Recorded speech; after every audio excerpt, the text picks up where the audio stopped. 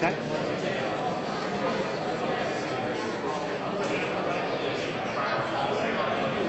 Okay. Good afternoon, everyone. We'll make a start. Good afternoon, everyone, and welcome to Curtin University. My name is Frank Delizio. I'm the President of the WA chapter of the Australian Institute of Building, and I'll be your Master of Ceremonies this evening. On behalf of Curtin University, the School of Built Environment and the Australian Institute of Building, I'm delighted to welcome you all to this evening's event, the Australian Institute of Building Eminent Speakers Address by Jon Stone. I wish to recognise the traditional owners of the land upon which we meet, the Noongar people of Western Australia, and pay my respects to the elders past and present. Before proceedings get underway, may I ask everyone to please turn your mobile phones off or to silent. In the case of an emergency, there's an exit at the top of the lecture room and also to the side, and just follow the guides from corporate events. There's a special apology from Associate Professor Monty Sutrasina, Head of Department of Construction Management. His wife's about to give birth, so we wish him all the best. I'd now like to introduce Curtin University Provost Professor Jon Cordery to officially welcome you to the Curtin University for this evening's event. Thanks, Jon.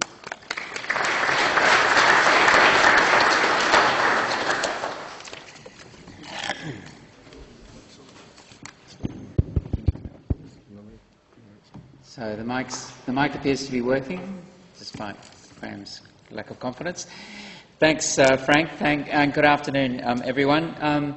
It's great to be here. As customary at Curtin, I'd like to recognise the traditional owners of the land on which we meet, the Whadjuk people of the Noongar Nation, and to acknowledge the elders past and present. Kaya Nan Kwel Jon Cordery. Hello, my name's Jon Cordery. I'm the Provost here at Curtin University. I've been here, for those of you who haven't met me, for just on 3 months and really enjoying getting into the new job. Today I'd like to particularly acknowledge our keynote speaker for the afternoon, Mr. Jon Stone, the Regional Director, Brookfield Multiplex, who we'll hear from later on. Welcome everyone to this public lecture entitled Construction Management of Large Complex Projects, and hosted by Curtin University's School of Built Environment in conjunction with the Australian Institute of Building.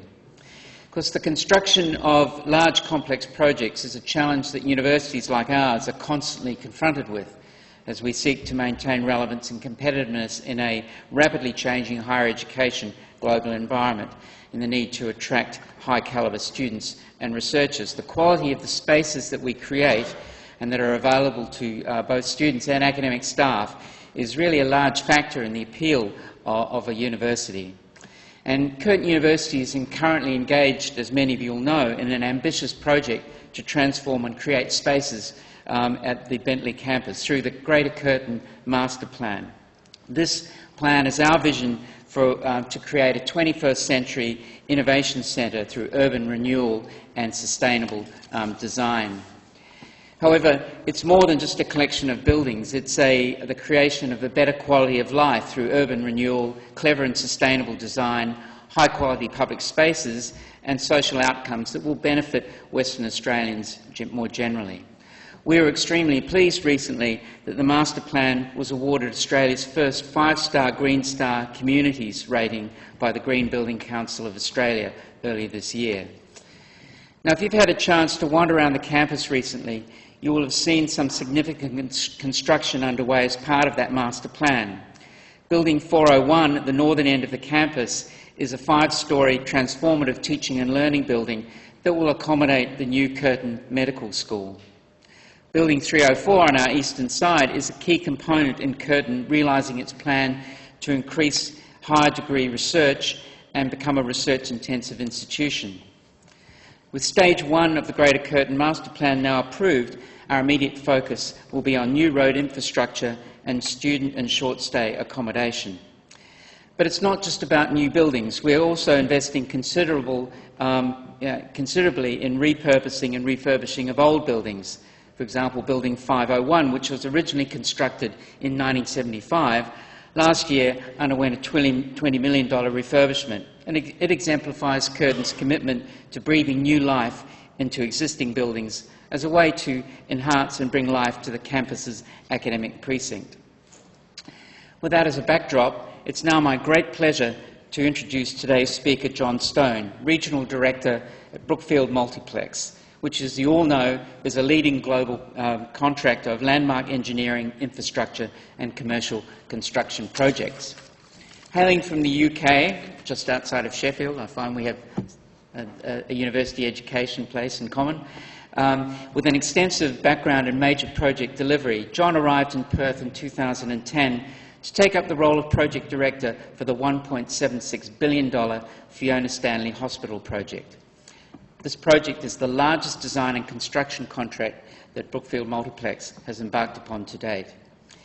In his current role, Jon has ultimate responsibility for the design and construction of Brookfield Multiplex's projects during the delivery phase. Jon oversees the site operations and is Brookfield Multiplex's senior client contact, maintaining open communications to ensure all deliverables regarding design, time, cost and quality aspects. Jon's promotion to Regional Director has seen his responsibilities expand to include WA operations, occupational health and safety systems, and expanding his Brookfield Multiplex project portfolio to include the new Perth Stadium, Crown Towers Perth, Perth City Link Bus Project, Roy Hill Mine Accommodation Village, the company's first project in the Pilbara, and Roy Hill Non-Process Infrastructure Project. Please join me in welcoming Jon Stone.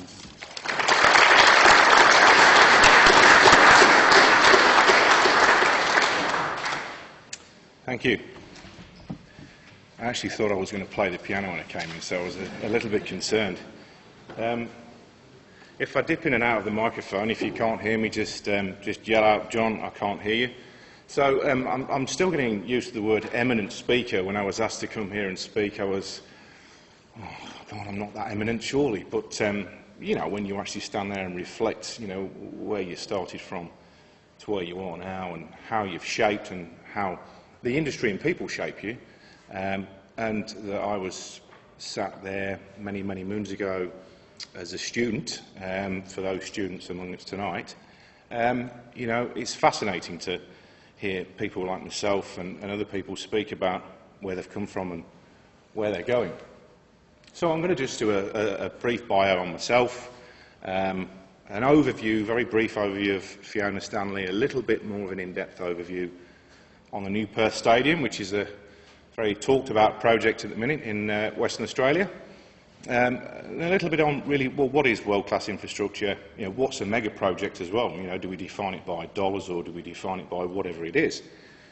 Moving into a little bit of the evidence-based initiatives and research that's probably being carried out and has been carried out for many, many years on projects. And then my synopsis around a lot of the theory and really putting some of that into practice, how that can yield some great outcomes or it can shape what we do as individuals and businesses and projects to try and get a successful outcome. Needless to say, though, I started out as not a hod carrier, actually a bricklayer.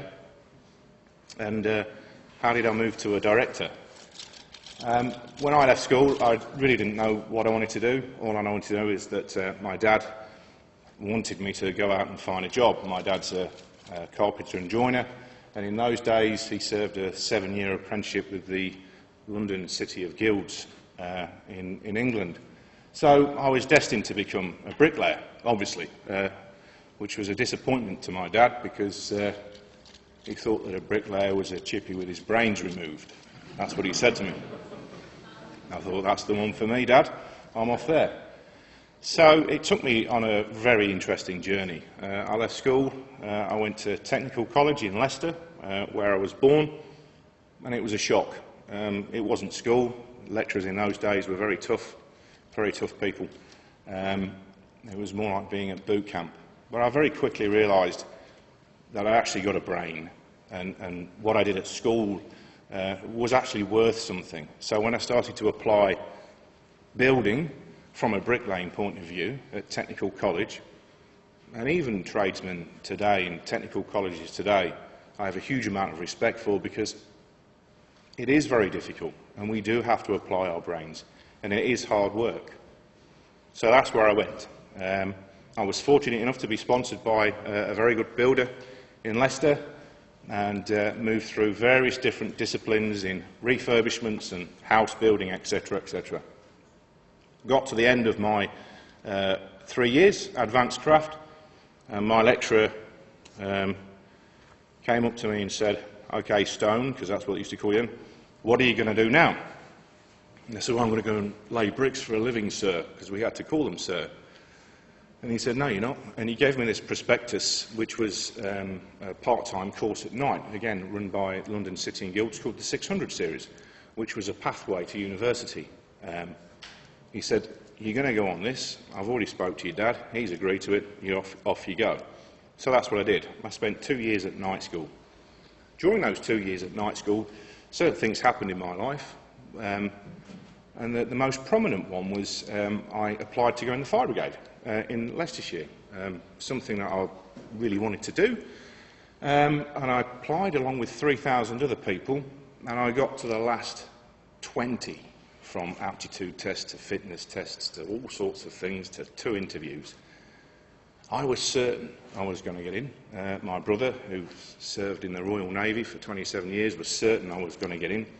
And I thought I was going to go off and become a fireman, only to get a letter through the door to say, "Many thanks for your involvement and interview, but unfortunately you are unsuccessful," the usual letters. "However, please keep considering us, and maybe next year come back and see us again." So I was mortified.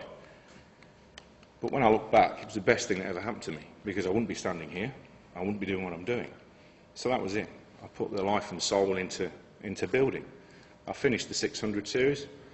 I went to Sheffield Hallam University on the first year of the HND, High National Diploma in Building. I finished the first year of the HND, and they offered me a place on the degree. That was a 4-year Sandwich degree. First 2 years in university, third year on a placement, final year back at university. I got a sponsorship for my Sandwich course, and that took me to Glasgow and East Kilbride, working there for a year. And the company then asked if I would consider working part-time for them during my final year at university. Probably a big mistake. Apparently I was destined for a first, but I came out with a 2-1, which isn't too bad, I suppose.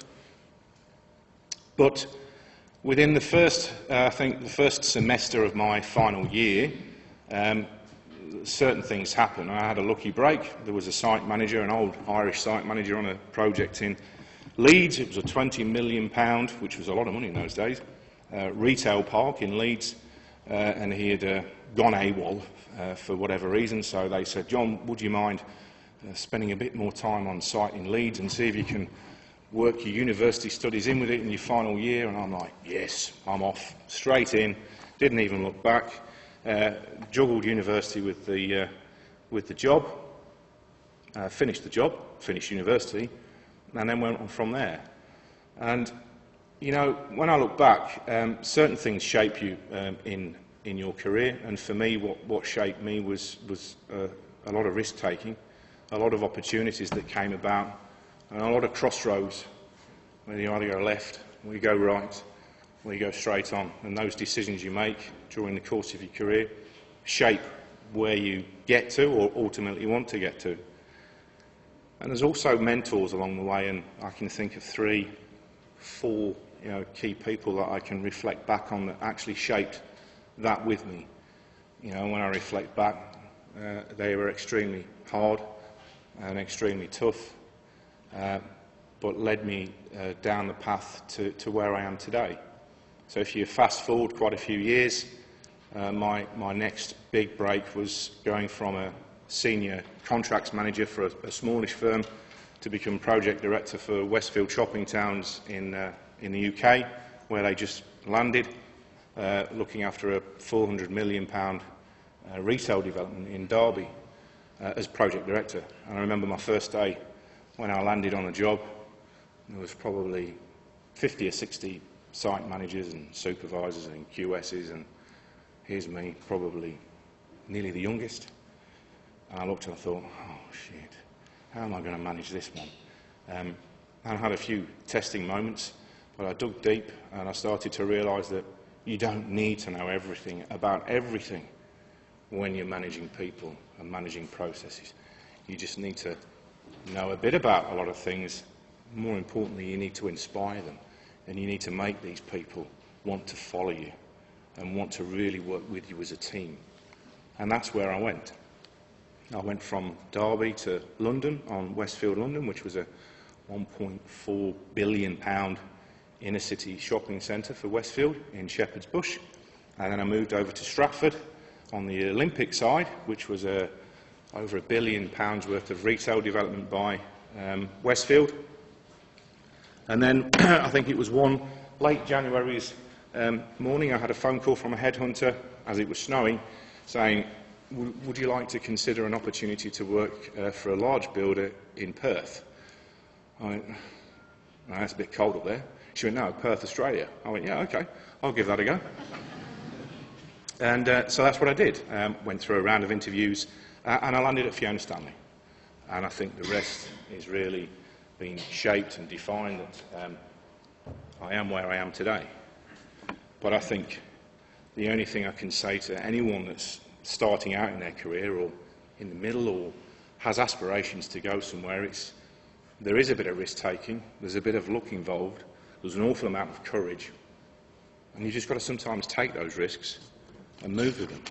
And if it doesn't work out, it doesn't work out. You're not damaging anyone, you're not killing anyone. Really all you're doing is taking a risk and trying to better yourself. So Fiona Stanley, as we've spoke about, really there's not a lot to say about it. It is the largest project ever undertaken by the Western Australian Government. It was our largest project as well.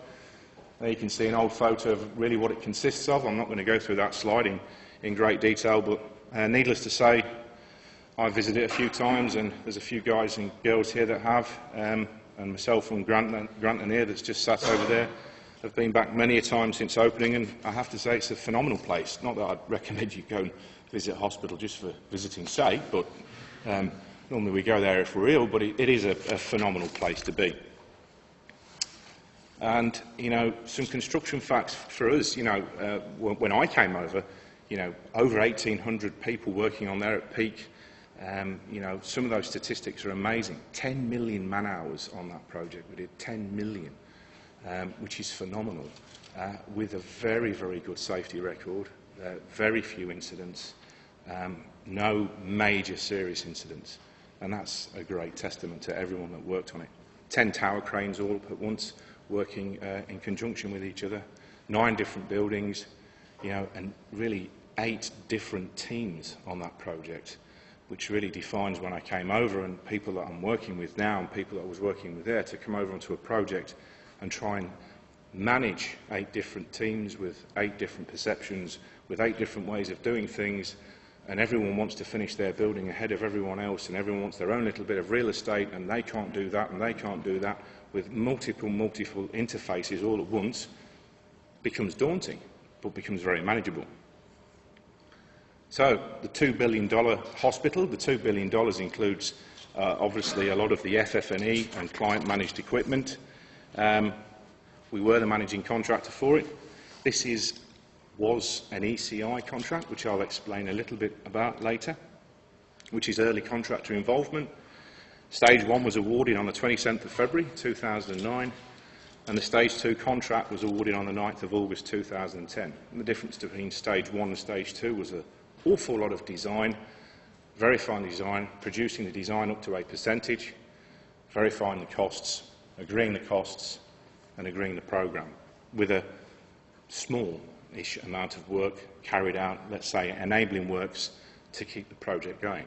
However, at any point in time, the government, even on an ECI, if we didn't meet one of those criteria, particularly price and particularly programme, could terminate where we were and bring someone else in.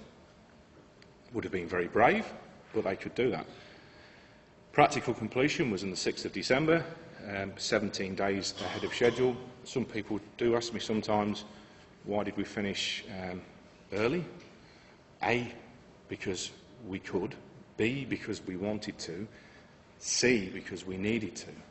What we were trying to do was give the state a lot of opportunity with Serco, who are their maintenance contractor, FM facilities contractor, enough time to move in and start maintaining the building and get familiar with the building. More importantly, have any of you guys tried to achieve practical completion on a project, let alone a $1.7 billion project, on Christmas Eve, when the practical completion was set for? No, this wouldn't have happened. So they're the reasons why we actually did that. So then we move on to the stadium. So there's been a lot of talk about the stadium. It is we're not allowed to use the word iconic. That's been used far too much. It's a world-class stadium, and it absolutely is a world-class stadium. It's a 60,000-seat stadium, predominantly 60,000 seats for it in AFL mode, but it's a multi-purpose stadium, so it facilitates rectangular sports, rugby, rugby league, rugby union. It also hosts cricket, so it would be, big international games, tests, maybe Big Bash, we're not too sure yet. Athletics, there's the potential for it to host athletics, and full concert mode. How does it achieve rectangular mode? If any of you have ever been to Subiaco and watched a game of rugby, it's not brilliant. You're very far away from the pitch. We have the facility then to bump in 5,000 extra seats to go from 60,000 to 65,000, and those bump-in seats go really along the perimeter of the pitch. Or the oval, as some people would like to call it. It's a fans first experience. It's purely a fans first stadium. A lot of research has been carried out, a lot of due diligence has been carried out with users, particularly fans, on how to make this a fans first experience. That means it's high-end technology, 4G, Wi-Fi, 1,000 TV screens plus in this stadium when it goes in. Two of the largest video screens in Australia will be in this stadium. They were actually the largest up until I think it was early this year. And I think the MCG have put two larger ones in. You can order your food from your seat, you can stream, you can basically be very interactive. So the fans first experience was how to drag a typical fan out of his armchair or her armchair, watching it on Foxtel in their theatre or TV, to a stadium. And it's very difficult these days, because it's very nice to watch sport in the comfort of your own home. However, the stadium's only there for events, cricket, rugby, AFL, and what do you do with it for the rest of the year? That's why it isn't just a stadium, it's a stadium in a park. It's an amazing parkland around it. There's a huge amount of networks of paths. We have a very good nature reserve planned for the side of the river-fed lake, which is one of our sponsorship areas, which will be very interactive, which will feature a lot of Indigenous art, billabongs, barbecue areas. So environmentally it's fantastic, it's environmentally sustainable as well. There's an amphitheatre there, so those that are familiar with movies by Burswood, that's one of the concepts that may move over there, adjacent to the river-fed lake, just on the west side. The old golf club, which is our site offices at the minute, which we co-locate with the state and the clients there. That's probably going to be an accumulation of boutique brewery and restaurants outside of the stadium, because you can walk all the way around the stadium on non-event day. Security goes right the way back into the doors. There's a buffet restaurant, there's an a la carte restaurant, there's play areas, there's parkland, there's a community oval. So you can really see that it's a park for everyone to enjoy all year round, with this stadium sat there. This is a triple P, public-private partnership, part funded by the government, part funded by West Stadium being the consortium that we as Brookfield Multiplex are working in.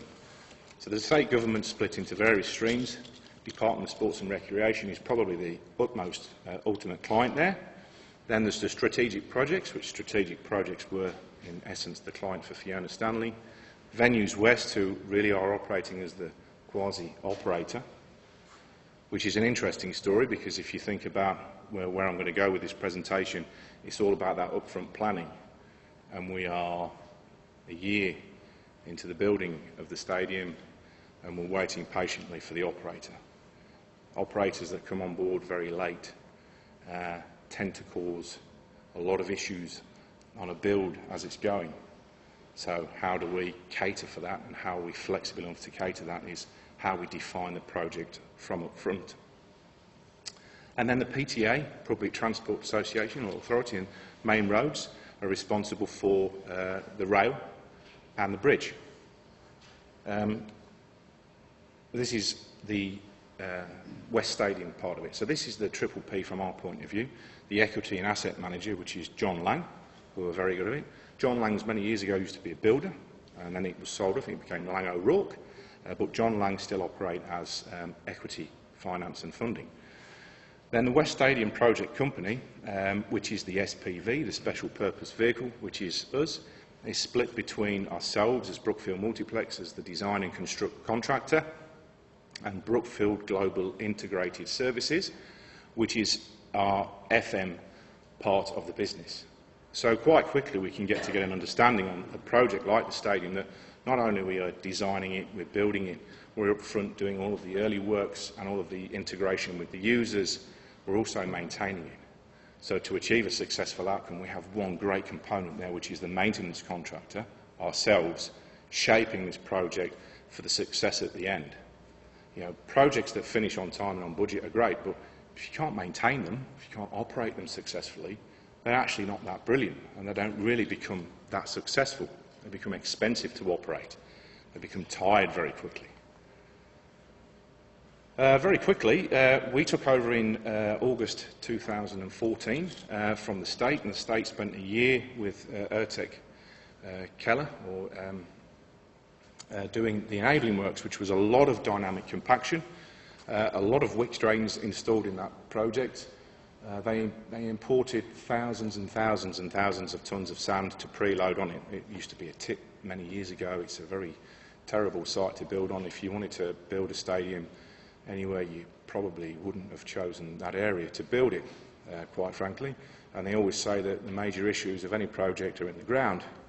Then faced with the Swan River and the Riverford Lake next to it, with a large amount of underground water courseways running through it, and we're preloading this stadium and squeezing all that water out from the alluvium base 35 metres down into the Swan River, you start to get an understanding that environmentally we're in a pretty tricky position on this project.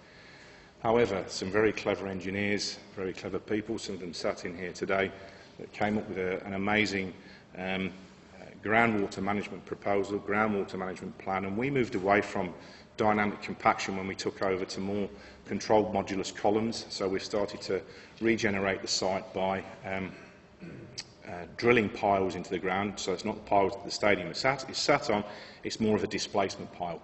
And that yielded a better outcome when it came to the groundwater management, not just for the building process, but for the 25-year maintenance span that we have. So when we start forecasting the 1 in 100 or the 1 in 200 severe storms that we have, the process that we've carried out underground here actually protects the Swan River a lot more than it would have. So, I always like this picture, we always update it, but the one in August 14, I always say to the guys and girls, geez, yeah, they left us a bit of turf, we could have kept that for the playing surface, but that's gone now. So that's where we started in August 2014, and in September 2015, that's what we look like. We're actually looking a little bit more advanced than that now. We're aiming, touch wood, to get the first truss lifted into position, if not by the end of this month, definitely early November. A huge amount of engineering going on for that truss installation. There's no compression ring around this stadium. We're not heavily reliant on a compression ring that we have to install the roof trusses in a sequential manner and then unload the compression ring weights in a sequential manner. These trusses are simply supported. The first two will brace themselves off each other with a set of temporary bracing, and then the rest of them become self-supported. So it's a great bit of engineering. On the design side, stages 1 and 2, which was concept design through to more schematic design through to more IFC design, have been progressed very well. We're now into stage 3, which is a progress stage delivery. 250 user groups have been conducted to date. which is far less than the hospital, and probably Grant might even chuckling at himself here, but the users at the hospital were colourful, one would say. Users on a stadium are completely different as well, because we're working with the AFL, we're working with sports fan users, we're working with the media, we're working with cricket, we're working with rugby, we're working with public transport, security, police, just to try and define where we're shaping the design and the operational criteria for the stadium. So again, it's of paramount importance in the early stages of projects such as this that we engage and collaborate and glean as much from those users as possible, maintaining, if we can, the brief compliance or deviating outside of the brief to make sure that we are delivering a world-class stadium or a world-class project that we can be proud of. On the procurement side, we've let over $200 million of contracts, 96% awarded to local Australian businesses, 78% to Western Australian businesses. That's another, I'll probably contradict myself later on, but I think it's a great achievement when we look at the quality of the supply chain in Western Australia and Australia, and then when we start to look at really the Australian industry participation plan that we had to abide by into the contract, and when we were successful in this project, we had a lot of packages that we deviated from outside of that. And I always say today that if I was going to put money on it, the structural steel, the 14,500 tonnes of structural steel, would have gone overseas to one of the big Chinese outfits for the supply and deliver, not necessarily erect.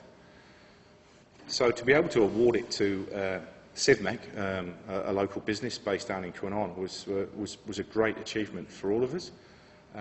Created some great jobs, sustained a lot of jobs down there in Kwinana, and I think it's just been phenomenal for the Western Australian businesses.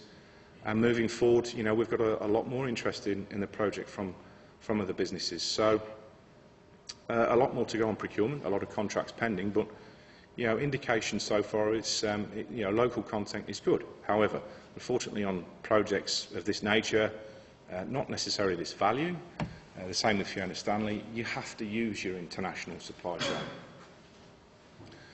Construction, over 280,000 cubic metres of earth was moved around the site. We have a big contamination site audit process, so we have to strategically not just move it, but if we're taking the contamination off-site, it's recorded stringently.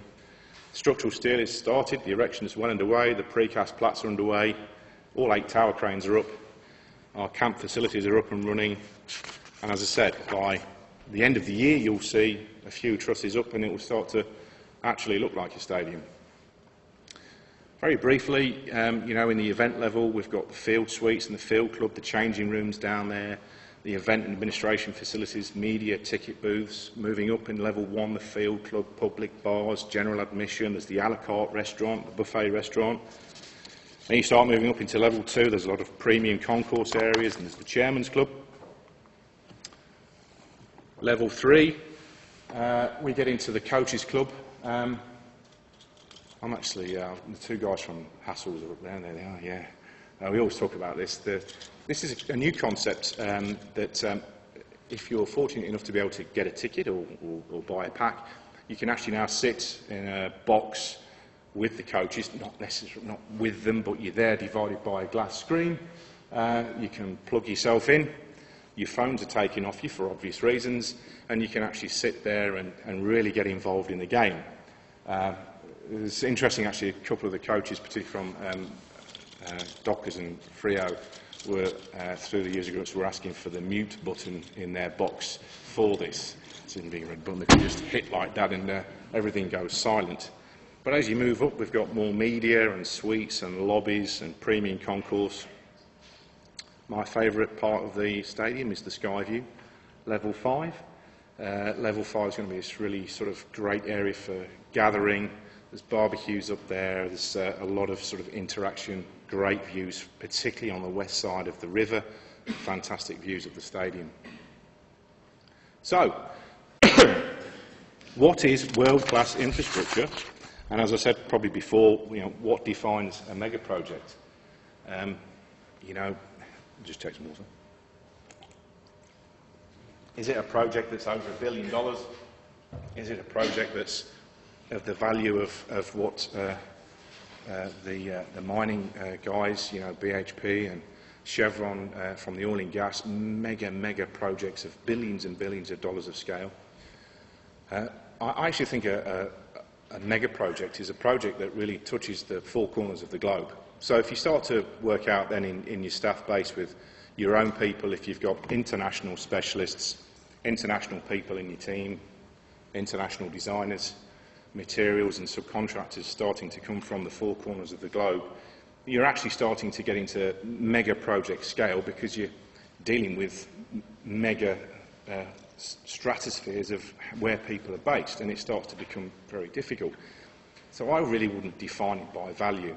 There's some small projects that are actually on the mega project scale because probably they can't actually be delivered, from within your own backyard. So that's where I'd put a mega project. But as regards to world-class infrastructure, for me, it's about that whole triple bottom line value, and it's evidence-based design. Fiona Stanley was based on patient-centric design, and if you can read that statement up there by Esther Sternberg, who was a professor in this whole research field, that when you start looking into evidence-based design, that really what happens, and research carried out, hospitals, for example, whereby the patient's healing process through good design, good spatial elements, etc., yields a quicker healing process, which ultimately yields a more economically beneficial process for the end user because you have higher turnaround. You really start to get into the realms of world-class infrastructure. And then when you move on and start sort of creating, well, what is triple bottom line? Well, in order to achieve the triple bottom line of any project, from an economic, from a social, from an environmental point of view, everyone involved in that project really has to come to the forefront early and earlier and earlier in the phase. So the input from all the specialists to create that is of paramount importance. And as you can see there, from an economic and environment and social point of view, the ability to actually create added value, and I don't mean added value in cost, but added value on a project, diminishes rapidly as a project is actually on the ground. And you'll see this flavour throughout this presentation about how, when a project starts, or from my point of view, if I consider where my head's at the minute, let's say for the stadium, what happens tomorrow is out of my control, and what happens next month is out of my control. I'm actually in the middle of next year. I've got a fantastic team of people on different jobs that are looking at today and tomorrow. Our job is to look at next year. And in some respects, this is simple. The same is the fact of really creating that added value has to be created upfront by everyone. Now, when we move on into the economic and the social and the environmental, you could say from a Fiona Stanley project point of view that it yielded some significant benefits from an economic point of view because of that patient-centric design. Looking at the healing criteria, every room with a view, rooftop gardens, healing conditions, environmentally sustainable design starts to yield a quick turnover. Not only did it really sort of yield an economic benefit for employment, it yielded an economic benefit for people working on the project, but through some great ESD initiatives, it also yields a lower operating cost. So you start to then look at the whole, economic criteria. You take the stadium, it attracts sports, so it attracts an economic, sustainable, factual element there. It also attracts tourism, so then you've got your economic benefits there. From a building point of view, you have local sustainable contracts. You're actually starting to yield some economic benefits from that. From a social point of view, the green travel initiatives, let's say for the hospital, end-of-trip facilities, public transports, and you move to the stadium, which is very brave, because there aren't that many car parking spots there. It's wholly and solely reliant on public transport. Don't quote me on the figures, but it's something like 14,500 people to come across the bridge, across the river. We're talking about 28,000 people coming through rail, a large majority coming through bus, taxi drop-off, VIP drop-off, premium product drop-off, cars just turning around. So from a social point of view and an environmental point of view on the stadium, that's really sort of producing some great benefits. End-of-trip facilities. Fiona Stanley had some great end-of-trip facilities. The stadium's got some end-of-trip facilities. Green Star. Fiona Stanley took the pilot scheme for the framework of the design, which was a fantastic framework, which achieved an equivalent Green Star 5-star rating. The stadium is the first stadium in Australia that will recognise the benefit of a Green Star 4-star rating. When we first started the stadium, we were actually going down the LEED path, which is the international rating, and we did some research and we worked out that all the American stadiums get the LEED rating, so that's what we're going to do. We're going to follow the Yanks and get a LEED rating.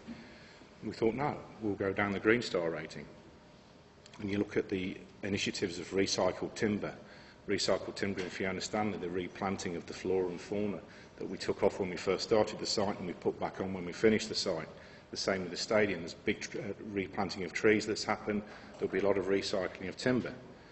So also you can sort of get to see that from an infrastructure point of view, it is about those things. It's about defining them. But you can't define those things if the procurement strategy, from my point of view, is fundamentally wrong. So I've put a few dot points down that I'm going to talk about, and we don't want to get front-end loading confused with builders front-end loading their payments every month to get the money in the bank quicker. That's not what that's about. So I actually, the guy two guys that wrote this, Derek Walker, he interviewed me last year. That's a really good book, actually, and I don't read books that often, but he gave me a copy because I was part of the research. And it says it all, collaborative procurement arrangements. And ECI that I've worked on, Triple P, which is the stadium, the Alliance for the Busport, which is a great project. Back in the UK, design, build, finance, manage, operate with Westfield, construction management contracting. Pure D&C, construct only on the Crown. You could say small d, big C. You might get confused with how small the D is. It grows quite big every now and again. But it's really all about shaping a project when it's from the inception point of view. So when clients start to realise they have an idea about the project, it's what point do they engage their specialists? At what point do they want to engage their specialists? At what point do they want to try and keep competition? The Triple Ps are very, very difficult processes, not only to build in, but to price, because they're expensive. There were two losing people, companies, SPVs, that lost out to the stadium, and we were fortunate. That's a lot of money to lose out on, a lot of time and expense put into it. But from an ECI point of view, and a Triple P point of view, and an Alliance point of view, and in some respects a D&C point of view, we do have the ability to be a lot further advanced in front before it hits sites than a lot of other procurement opportunities that clients may or may not want to take up. So for me, what really yields a great outcome is clients that are mature, clients that know what they want, know how they want to get there, and more importantly, can understand their risk profile, so when it comes to awarding work or procuring work, they know exactly what they need out of that to get the best return. And for me, the best return is having every single specialist conceivably possible in with them, up at the front, working together, working collaboratively to get that best outcome. So on the front-end loading point of view, it's really all about the stage gates of defining a project. So the one on the left is really, I have an idea. I'm going to spend £10 billion or $10 billion on something. How am I going to get there? All the way through to obviously producing it and executing it. And at really, what point do you stop and say, is it going on the right track? Have I got the right people involved? Have I got the right specialists? Have I got the right designers, which is very important? And where do you stand still and stop and start and stand still and stop? So I actually superimposed the ECI bit at the top and said, well, really, the ECI bit comes slightly after that, defining the opportunity, and that's really when the specialists should be getting involved to shaping the success of that project. You'll see a few of these. They all look the same. But again, this is what really tells us about early contractor involvement. The construction part of the project obviously carries the greater amount of cost because you're spending all of that money. However, the ability to influence that cost, the design, how it's built safely, which is of paramount importance, and the sustainability of it, diminishes as quick as the costs go up. So if you think about, on any project scale, if you want to influence the way that the project's coming out through the course of the building, then you're in big trouble, particularly when it comes to changes, particularly when it comes to, let's say, onboarding an operator after the event. You can start very quickly seeing that the graphs get a little bit skew-whiff. And there's obviously tipping points. So that's where we go. Now, I read another book many, many moons ago. I think it was called Mega Projects, and it said, a successful project is a safe project. I thought, yeah, that's probably about right. Yeah, I'd say that. And then I read some more research in that book that defined across the world that a lot of big organisations that produce their statistics with 0 fatalities, no SPIs, let's say, and no lost time injuries, actually had lots of fatalities because they had a reporting scheme that was underground. It was promoting reporting from a health and safety point of view was seen as bad, so it was kept underground. So it was quite strange. And so when I look at where I am and where we are as a business, and 8 to 9 years ago, we were all about statistics, you know, LTIs and safety statistics, and particularly with the ACA and the MBA and a lot of people, we're actually starting to say, well, it isn't about statistics, really, because they're all our lag indicators. The horse has bolted and we're all trying to compete with each other. And I remember at an ACA forum I was at 2 years ago, with a lot of big builders and even some blue chip clients in the room, I actually said, I'd be more than happy to collaborate with all of you competitors on our lead indicators and our initiatives and what we're going to do about preventing incidents than I am to sit there and show you my stats. And it's true. You know, I don't mind sharing initiatives with people and what we're doing. And so that's where we're maturing as a business. That's where we're heading. We promote reporting. It's about being safer by design and planning, not to be confused by safety in design. There's a different thing. But it is. Safety is part of us. It's embedded in us. It's not a bolt on. It's a bed in. It's part of who we are. Everyone in this room, everyone is responsible for safety. But if you go back to the graph, we can influence a far better outcome on safety through safety and design, let's say, through specialist people coming on board early, looking at how a project's going to be designed, how it's going to be built, how we're going to get a successful, safe outcome. And it's actually as well focusing on those priority risks. Remember, I had a presentation from Leighton's a couple of years ago, and they had 0 LTIs over a big period of time, very few incidents.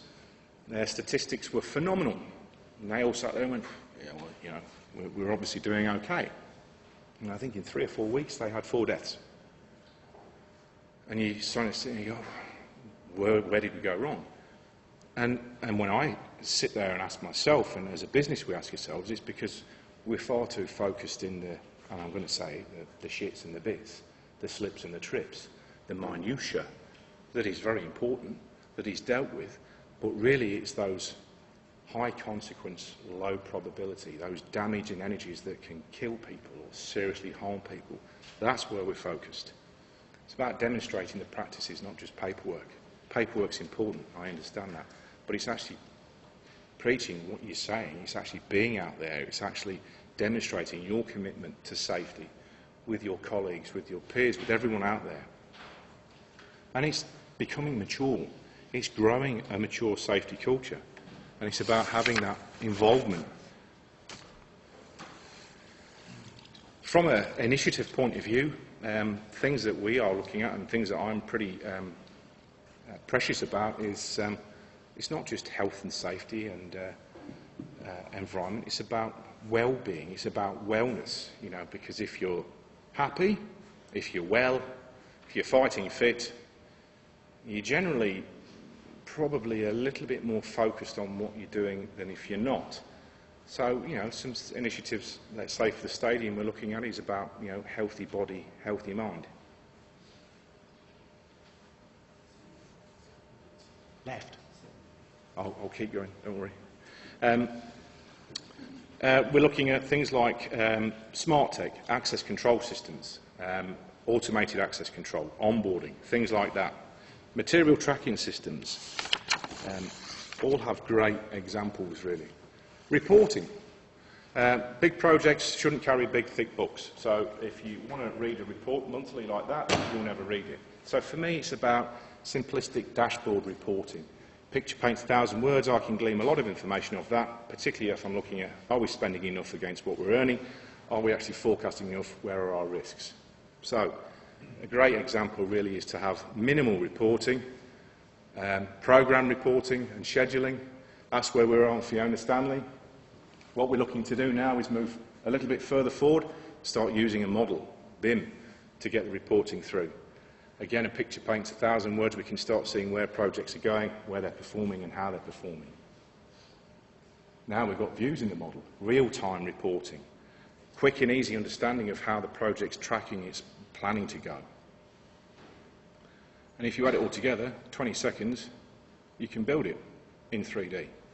Through real time, you can start stopping it. You can run scenarios on it, and you can actually start saying, well, if that bit stopped there and that bit stayed there and I left that bit there, what would it do to that bit? And it actually will tell you. Logistics. Having good access in, having good vertical transport, having good horizontal movement, having safe movement, having the ability to shake it around, move it around, and be flexible in it. Having a great site set up, good security, and more importantly, having some fantastic facilities for the contractors. Give them good facilities, feed them well, look after them well, give them the right facilities, and they will perform. More importantly, keep them within the four walls of the site. They can't actually get out, so they've got to perform, but there you go, that's a different story. Procurement. Good procurement solutions with subcontractors.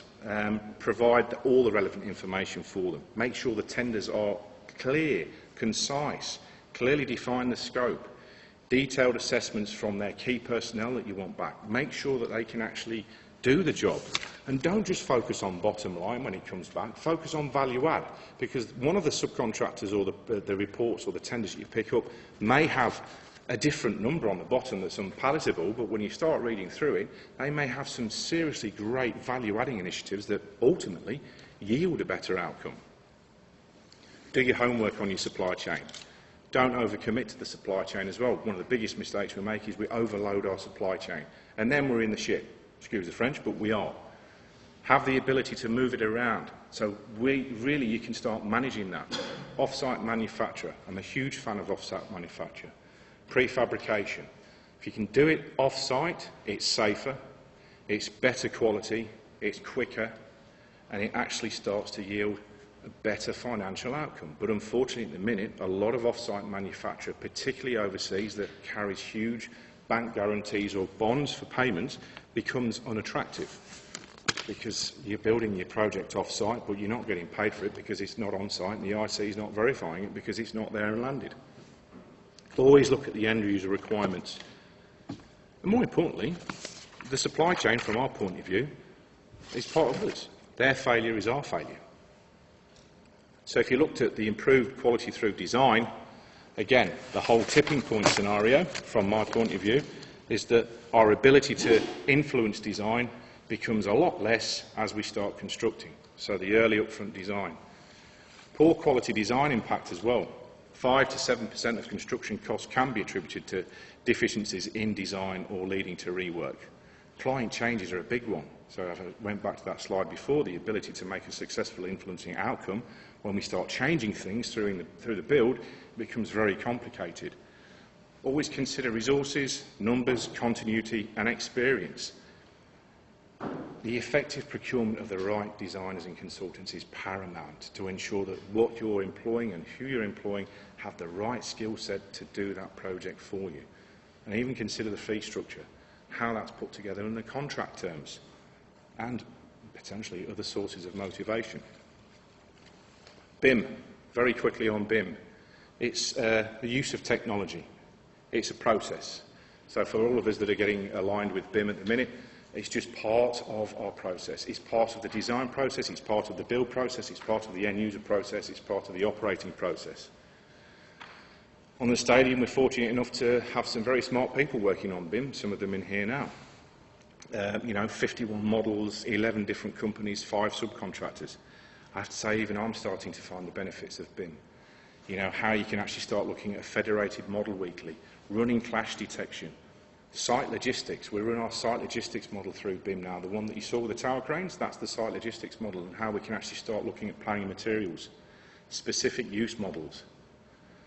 LOD 300, just to give you a quick caption, that's IFC. That's where our consultants really design up to. It's nothing different to what it was before, moving through to LOD 400 to 500. The difference there being, and we always used to do that, is the 400 and 500 is just the more information to it. It helps the maintainer or the end user.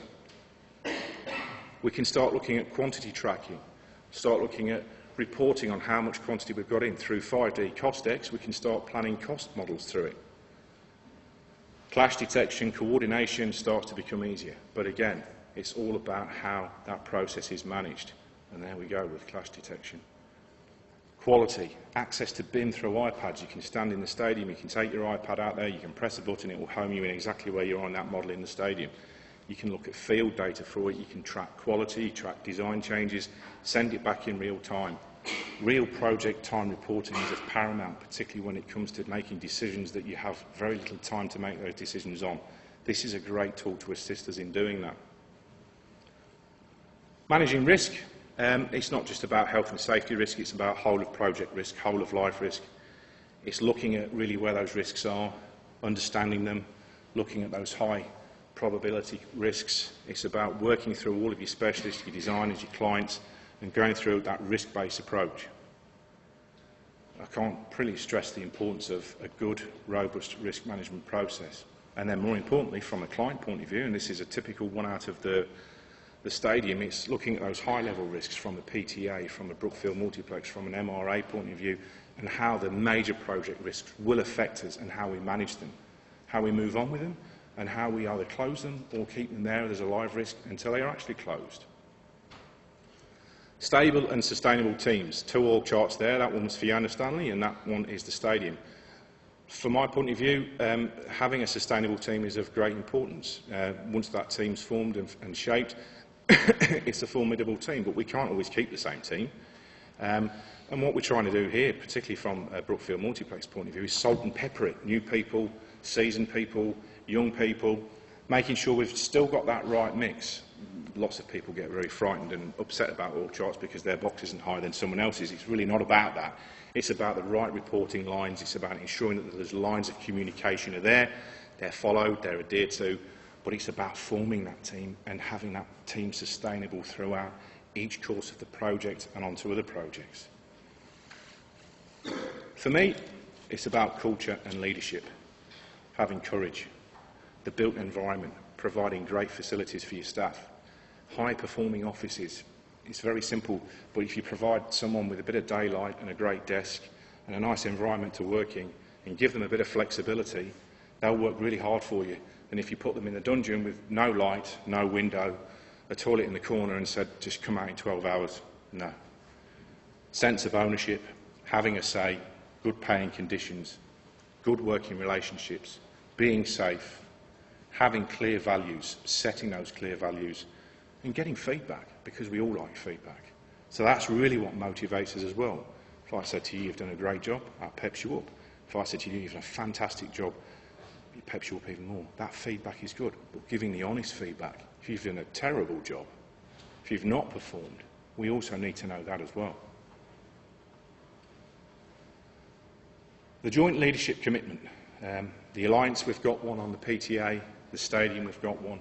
We form these, you've heard it. The one-team approach, the collaborative working, the transparent, open book approach, the regular and open communication, understanding the client's objectives, but more importantly, understanding the consultant's objectives, the designer's objectives, the contractor's objectives, the subcontractor's objectives, and trying to shape them into one defining objective.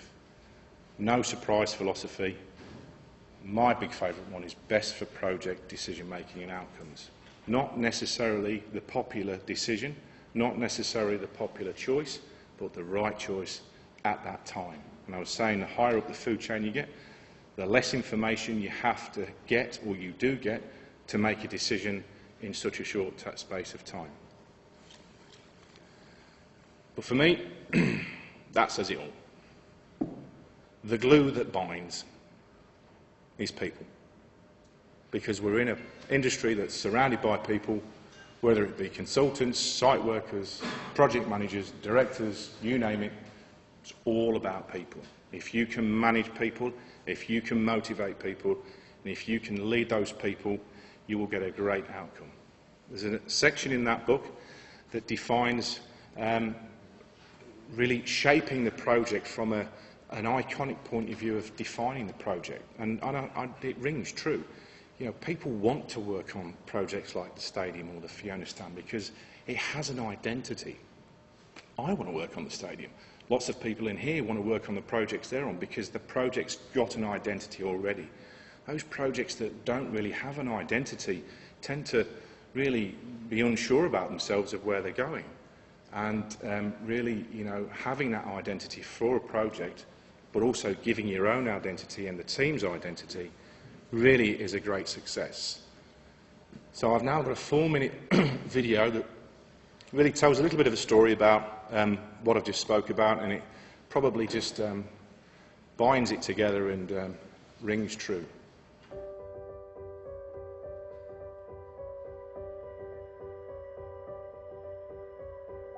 In Western Australia, Brookfield Multiplex has delivered the biggest building infrastructure project ever undertaken by the state government. Completed within budget and ahead of schedule, the $2 billion Fiona Stanley Hospital is set to deliver a new level of healthcare to the Western Australian public. The challenge is that we get a group of health professionals to work in this place who are as good as the people who have built it. And if you have that, you're going to have the best healthcare in the world, right here in Western Australia. The Fiona Stanley Hospital project covers the equivalent of 4 city blocks and comprises 9 buildings. The 783-bed hospital will provide a full range of acute medical and surgical services and be the cornerstone of a broader education and health precinct, including a 140-bed state rehabilitation service. The Brookfield Multiplex team took an innovative approach to this complex, large-scale development that employed a workforce of more than 1,700 at its peak. By sharing the same site office with the client and introducing a one-team approach, a collaborative working environment was created, which was fundamental to the successful delivery of the project. We matched our team up to match with Brookfield Multiplex's project managers for each building. One team approach worked really well. They just resolved issues as they came up, all within the framework of the contract, and then we just confirmed the final agreement. The Fiona Stanley Hospital project required a broad range of expertise to deliver multiple buildings, a helipad, medical imaging services, and complex infrastructure, such as the central energy plant. One of the good things about Brookfield, when they started on the project, they looked for the things that were difficult and unusual and went and researched them heavily. Brookfield Multiplex's careful planning Consultation, research and design at the start of the project was critical. It enabled the builder to offer safe and considered solutions early in the design phase to ensure buildability and cost-effective outcomes. This project is very, very complex, and in many ways it is new and unique, and therefore the involvement of Brookfield Multiplex in the design phases enabled them to bring builders' expertise and to change the character of the design so that it produced a better result, staying with the budget and getting a product that everyone can be proud of. Proven research influenced the design of Fiona Stanley Hospital. As a result, the hospital's strong connection to the natural environment will provide a healing place for patients and their families. Brookfield Multiplex worked with the project's architects and user groups to ensure the entire team was being driven by key design principles to realise the vision of building a patient-centred environment. Preservation of the surrounding natural bushland and large amounts of open space was key to developing the site. Native flora recovered from the site prior to construction was transplanted to the hospital's landscaped gardens, and recycled materials, such as timber, have been used throughout the hospital.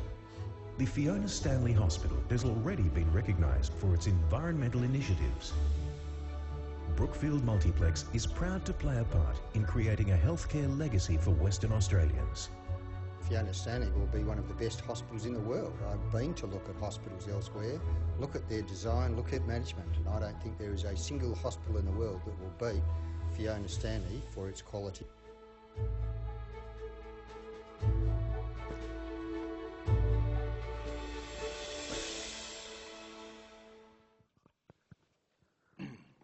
Okay. I thought that was pertinent to play because it really reinforces a lot of the things I've said, particularly about design, early contractor involvement, our approach to getting in there early, collaboration, teamwork, innovation, and how we as a builder were able to bring a lot of smarts to that project early on to be able to influence what was and still is a successful outcome. And two things I want to leave you with really is one, is that we're at work a long time in our life and all day, so the biggest thing for me is enjoyment. We have to enjoy what we do, because if we don't, we won't get through it. And the other one is it's a small world. I come from the UK, I've been here nearly 6 years. Perth's a small town, and even from my position as well, we should always respect people, and we should always really take an understanding of them, and more importantly, never burn our bridges, because one of the gentlemen on that video, a guy called Alan Piper, who worked for the state government, actually now works for us as a consultant and doing a very good job of that and assisting us with some specialist items on the stadium. So you can never know what's around the corner, and never burn your bridges, and always keep a great relationship, because you never know when you might need someone or something from someone that you've bumped into in the past. Okay? Thank you.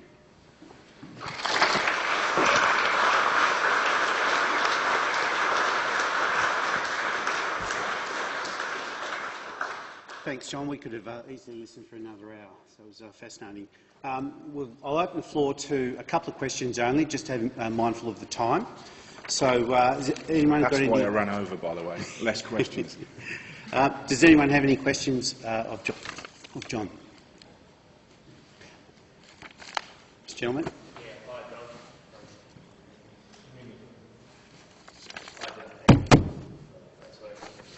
John, I'm interested in two questions. One's, I don't know if it was a Triple P gig, but did Brookfield Multiplex get to learn a lot from Wembley and then deploy that in the stadium? No, Wembley wasn't a Triple P. Wembley was basically a straightforward design and construct. The client was actually the FA. Yeah, we did. We did learn an awful lot from the stadium, from a stadium point of view, from a technical point of view. However, when we did the bid submission for the stadium here, one of our strap lines was we're bringing our best game home. And you've got to remember, Wembley was built in London. very aggressive subcontractor market, and more importantly, Brookfield Multiplex at the time that went over there, it wasn't their backyard, didn't really know the market they were going into, were very exposed. So you can just see, didn't have much involvement in the design, didn't do the research on the subcontractors, had a team of probably 5 to 6 to 10 people from Australia to bolt on 50 or 60 or 70 people from England. And if you look at what I've just said, you're starting to get into like disaster territory. What did we learn from Wembley? Do your research. So if you're going to go into another country, do your research on your subcontractors. The triple P component here for us helped tremendously because we were designing this project through the whole tender phase.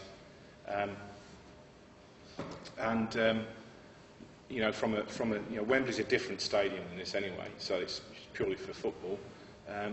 But we did have some peer reviews of our tender submission done by a couple of the guys over in London that did work on Wembley. So yeah, we did learn something from it, but you could actually treat Wembley as a, what not to do when landing in a new country on a big project, not knowing everything about the actual land that you're in. So yeah. Cool. And the other question was, you're obviously a big fan of ACI and Triple P. Do you think that that's going to become more prominent now, given all the schools and the Horrorfield Airport link? And sort of, do you think that'll tear down away from mega projects? And I'm actually a big fan of ECI. I'm actually a big fan of alliance projects and partnering projects. The Triple P is a good project to work on. They're not nice. They're expensive to tender. It costs a lot of money, and if you're unsuccessful, it's hurtful. And we lost out on a big Triple P in Victoria, not last year, the year before. Lost a lot of money that you write off as tendering costs. And there's been a lot of bad news stories about Triple Ps. There's a Triple P going on at the minute. I think it's in Kalgoorlie. It's got issues. But the way that the Triple P is managed from an SPV point of view of us and our partners, again, I have to say, it comes down to the whole mentality, the collaboration, the approach to it, how we manage the design up front, how we manage the users, how we get stuck in, and how we deal with issues. I can, and guys in here can probably do the same. I can solve more issues on a one-to-one with a client than I can in a big boardroom throwing stones across the table. And so, if you're to ask me, I'm a massive fan of ECIs and a big fan of alliances and partnerings. The Triple Ps are great, but they're expensive, and yeah. Thanks, John. Next one. Graham? Yep. On 2009, I had a phone call from you. Introduced yourself, and I think I was chapter president of the WA chapter at the time. You said to me you wanted to join the Institute of Building, which you did, and you're now a fellow. A couple of questions. What made you join the AIB is the first one, and I guess, and what value do you put on the profession, and how does it shape the way you go about your work in the day-to-day? Well, I remember that well, because I think it was more along the lines of, do I have to fill this form out for the AIB because I'm a member of the CIOB? Something like that. I think it was. And I very quickly realised that the affiliation between the CIOB and the AIB wasn't really there, was it? So, look, for me, and I'll go all the way back to university, my degree was something that, I felt I had to get from a bricklayer to get a degree to move on into management. But when I was at university, I very quickly realised, because it was affiliated and it was actually accredited by the CIOB, Chartered Institute of Building, for those that don't know, for me that was more important, gaining that. So, getting the degree gave me a direct entry into the CIOB, and it's a proud thing to be in. I think an industry like the AIB and the CIOB are affiliations that provide great networking opportunities, such as this, good collaboration. I like it because it's a great chance to keep an eye on your competitors as well as your peers, and you know, it's all about that sort of being a member of that institution of professional bodies. And I think I said at one of the awards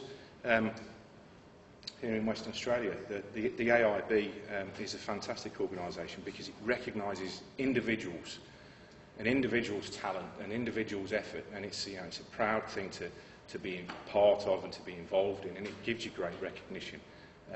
You know, because this is a great industry to be in. You know, if you love pressure, if you love long hours, but if you like the crack and you like a bit of banter as well, and you're not afraid to roll your sleeves up, for me, I'd recommend this industry to anyone. So to having the AIB as part of me, yeah, it's an honour, to be honest, and it kind of wraps up everything that you've done in your career, and to be able to say you're a member of the AIB.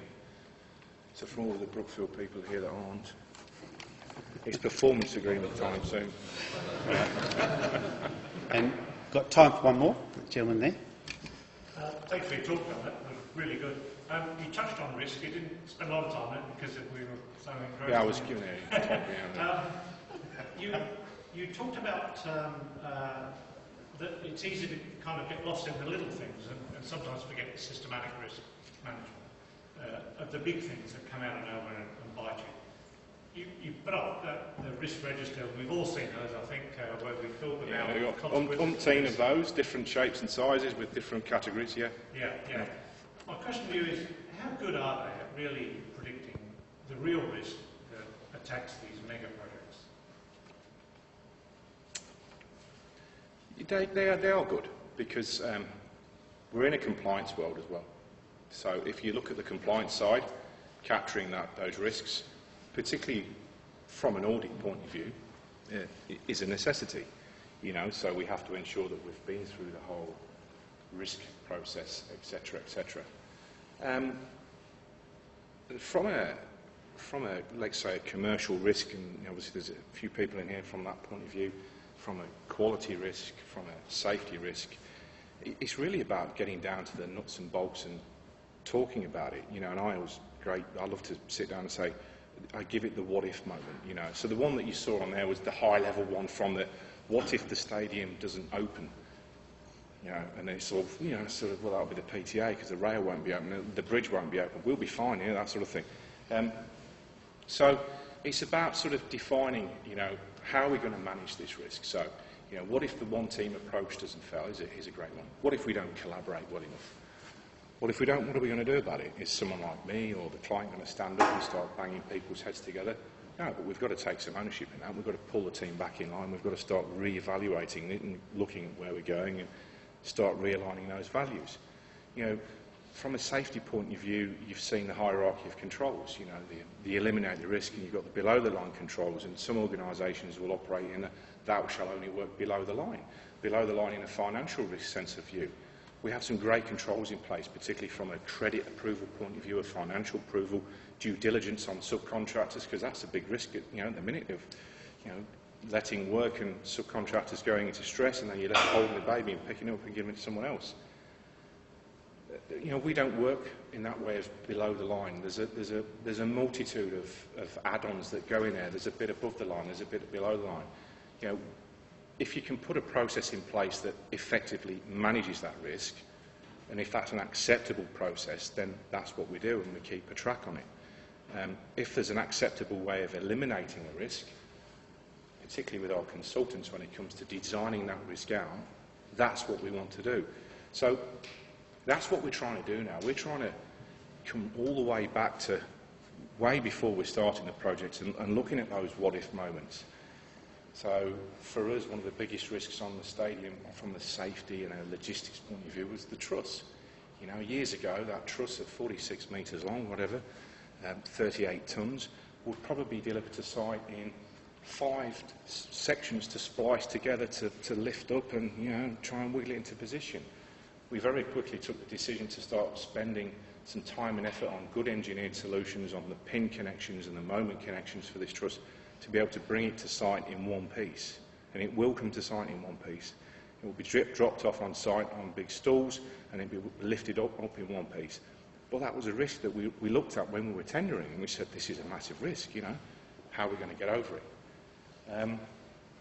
Lots of controls are effective. There's also a common sense approach, I think, as well, that you have to bring to it, you know. So yeah, that kind of answers, you know. Can I ask a question that makes sense of that? You talk about doing internet scenarios and building scenarios to develop the what if or the what ifs. How early on in the piece did you get into that type of involvement of creating scenarios within the project? And what type of people did you have involved? Was it just the Brookfield multiplex, or did you involve outside people, potential subcontractors? So during for the stadium, if we talk particularly about the stadium, we had a number of what you call partnered partners, whether that be subcontractors. We had a very well-established design team. Two of them sat over there. An amalgamation between Hassels, Cox, HKS that brought stadium experience from Europe and the States. We had our own people that were involved in stadiums, Stadium Australia over in Sydney, people that worked for us that built Etihad.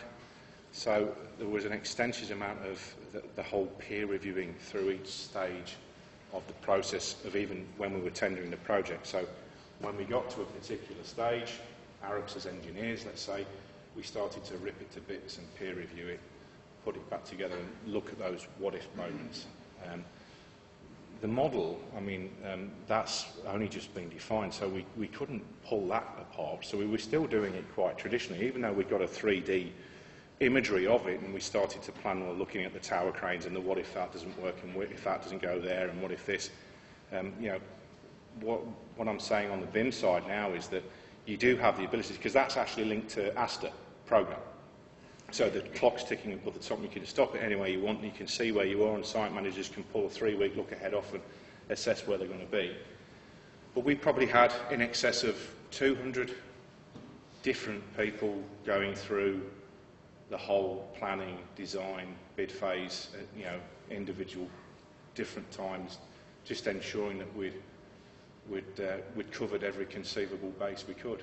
And on the environmental side as well, as I said, it was huge. So, yeah. Okay, thanks, John. We'll wrap up. Just in case people aren't aware, John and Brookfield Multiplex not only took out the WA Professional Excellence Awards, but they went on to win the National Award. It's a great achievement for John. John's very modest, and I'm sure he'd want me to mention the great team at Multiplex that helped him deliver it, but it's a great recognition of John's leadership skills. So congratulations to you for that. Just before you leave, there's a small gift.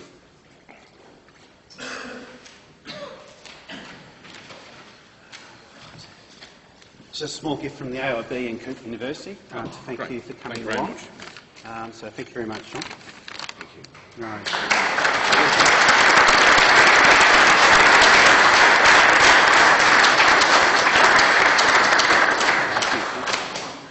I'll just wrap up. Before we knock off, I'd just like to thank our guest speaker, Jon Stone, once again, Curtin University Provost Professor John Cordery, and all of you for attending tonight. And before closing, I'd just like to encourage everyone to look at becoming a member of the AIB at the various levels. Student membership is free. Just if you log on to www.aib.org.au or contact or see me or some of the other AIB members here tonight, we'd love to help you. So we've got some refreshments and networking. We're running late, but it's a great opportunity to meet some people that you don't normally mix with. Thank you very much for coming tonight, and thanks to John and everyone. And if some of you are wanting to ask a question, and I know it's like you don't ask it or you think it's stupid, I'll stay for a few drinks, so yeah. I'll hang around for anyone that wants to ask me anything, so I'm more than happy to do that. All right, so there's food and refreshments outside, so thank you very much.